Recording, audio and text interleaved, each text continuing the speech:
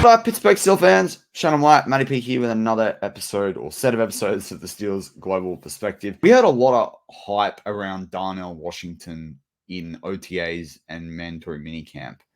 Do you think he can continue this trajectory up the boards under the Arthur Smith offense and with these new, quality, much better quality QBs, and to be a real option, particularly if we are hearing a lot about Pat Freiermuth as well? Because this is the thing.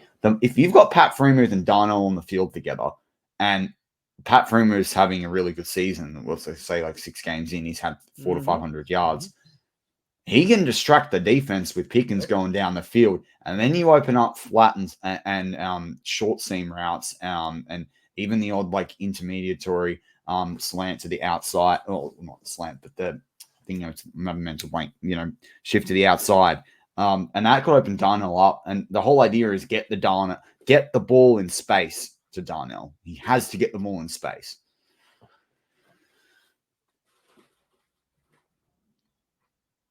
On the move. That's the key this year.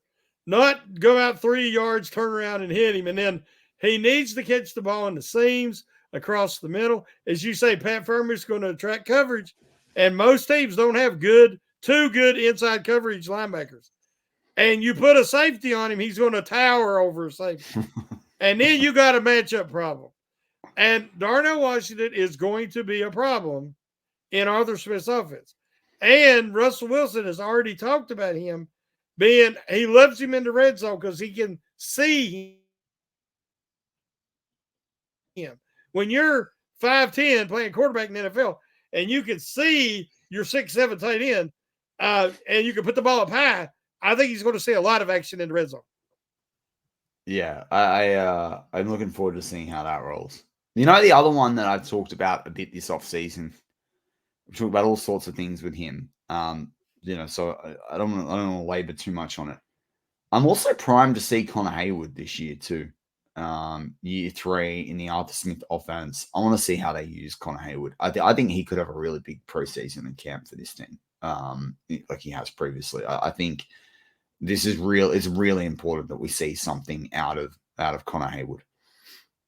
Yeah, he's a good all-around guy to have. He's one of them glue guys. He does the dirty work, but he's talented. Think of some of the catches he's made. He's got very good hands. He can leak out of the backfield. He can block. And I think he knows he's going to be doing more of that this year. Yeah. In Arthur Smith's system. They was talking about in camp today that they're working so much on outside zone. That is what Arthur Smith likes. And we can see Connor Haywood leading the way in a lot of instances. So, yeah, I'm also a fan. And I think that we can see an increase in his usage, especially money plays. You think about it, when he has made plays, whether it's preseason or the regular season, it's money plays, man. You can count on that guy. If you need a big block, if you need that extra, few inches to get the first down, he'll get it. He's a playmaker in a weird way. Yeah, definitely. I mean, he's not going to be a star, but he's the guy that's a difference maker. That's it. So I guess over the way our shows will come out this week, it will. This might be airing, a couple of days more. It might be day 4, into camp and what have you. What do you think? What's your message out there to Steel fans based on what they may have seen when they listen to this and what they are going to see? Is there like a message out there or a thing you think people need to keep in mind as we go about the first sort of week of training camp? Yeah, it's a process. I mean, right now, we can't get too overly excited or too concerned about certain things because, it's so new. There's so many new faces in new places with a totally new offensive coordinator, a new system.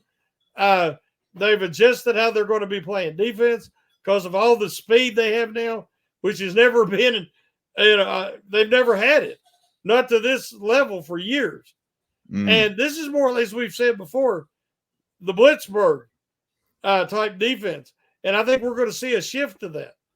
I think we're going to see a shift in being ultra conservative on offense and on defense. So there was a article that come out about George Pickens already had in the first practice. He already had a little bit of a blow up with Azini, the new wide receiver coach.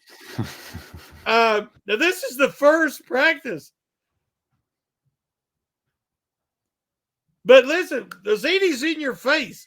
Anybody that watched him with the Jets and watched Hard Knocks, he was in them receivers' face.